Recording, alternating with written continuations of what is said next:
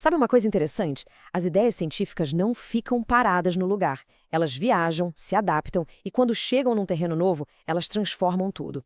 Hoje, a gente vai entender a jornada de uma dessas grandes ideias que cruzou o oceano e fincou raízes bem profundas aqui no Brasil. Bom, vamos lá. A nossa história começa exatamente aqui, nos anos 60. É a história de como a análise do comportamento chegou ao Brasil. E não foi uma viagem qualquer, não. Foi uma jornada liderada por pioneiros que não estavam só trazendo teorias novas. Eles estavam construindo, tijolo por tijolo, uma base científica sólida que ia mudar o jogo da psicologia no país. E essa jornada tinha uma missão muito clara, que essa frase do Adam Smith captura perfeitamente. A ideia era trazer rigor, clareza, um método científico para entender o comportamento humano. Era basicamente trocar o achismo e a superstição por dados, por experimentação. A busca era por objetividade. Então, tá, mas como é que essa revolução toda começou na prática? Vamos fazer uma pequena viagem no tempo, lá para o momento exato em que as primeiras sementes foram plantadas em solo brasileiro.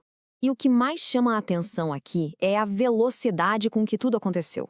Pensa bem, em 1961, o americano Fred S. Keller desembarca na USP. Em míseros 3 anos, o cara não só deu aula em 2 das maiores universidades do país, como também trouxe uma metodologia de ensino totalmente revolucionária e ainda fundou o primeiro laboratório que unia teoria e prática. Foi um começo, assim, intenso para dizer o mínimo. Mas a gente sabe que uma ideia, por mais genial que seja, não vai para frente sozinha, né? Ela precisa de estrutura, de gente que organize a casa. E é exatamente nesse ponto que a nossa história ganha uma protagonista brasileira fundamental. Essa é Carolina Bori. Ela foi aluna do Keller e rapidamente se tornou a grande arquiteta por trás da institucionalização da psicologia científica no Brasil.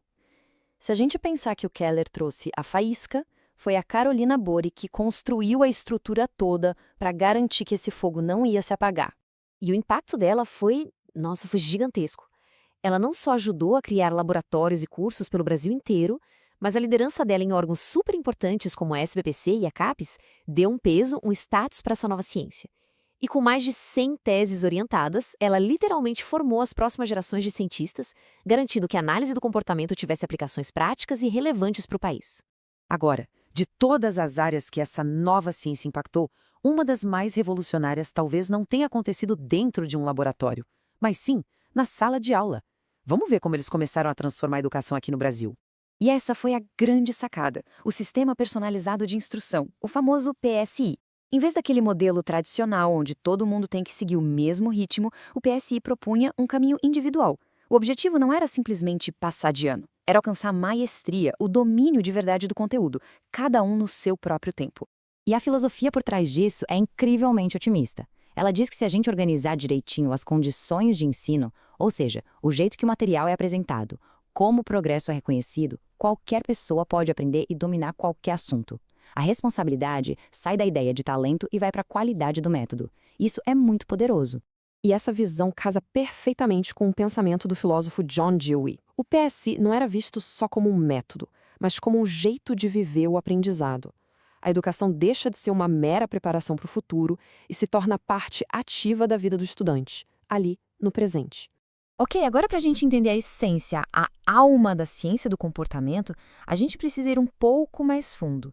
Olhar para uma metáfora filosófica que está no coração de tudo isso. E essa imagem do M.C. Escher é simplesmente perfeita para ilustrar essa ideia. Olha só, uma mão está desenhando a outra, que por sua vez está desenhando a primeira. É um ciclo que não tem fim. Essa é a ideia central.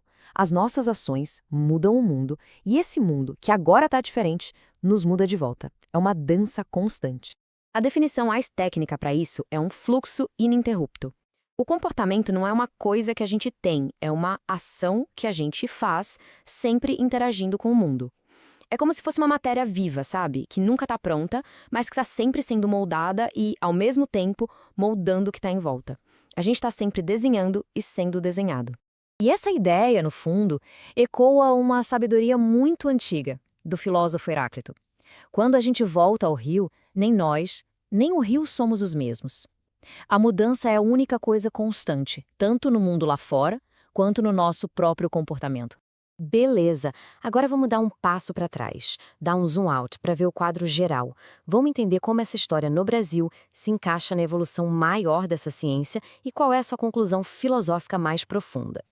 Essa linha do tempo ajuda a gente a colocar tudo em perspectiva. A ciência do comportamento evoluiu em etapas, né? Começou com Thorndike, depois veio Watson e quebrou paradigmas, a Skinner refinou a coisa toda. E o que aconteceu no Brasil com Keller e Bore? Foi a fase de expansão, um capítulo fundamental que não só importou a ciência, mas a consolidou com rigor experimental, ajudando a fundar a psicologia moderna no país. Mas no fim das contas, para onde toda essa jornada científica nos leva? Bom, nos leva à sua conclusão mais radical: o fim do dualismo. O fim daquela ideia tão comum na nossa cultura de que existe o ser humano de um lado e a natureza do outro como se fossem coisas separadas.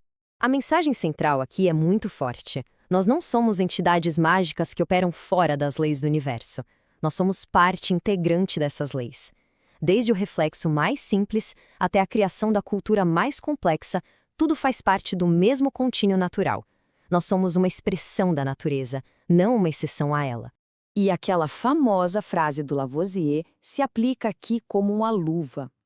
Nós estamos inseridos nesse sistema de transformação contínua. Nós não fomos criados do nada e não desaparecemos no vácuo. Somos parte de um processo natural de constante mudança e evolução.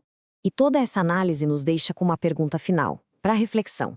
Se a gente abandonar de vez a ideia de que somos separados do resto do universo e nos enxergarmos como parte integrante das leis da natureza, o que isso muda na forma como a gente entende quem somos, nossas escolhas e o nosso lugar no mundo?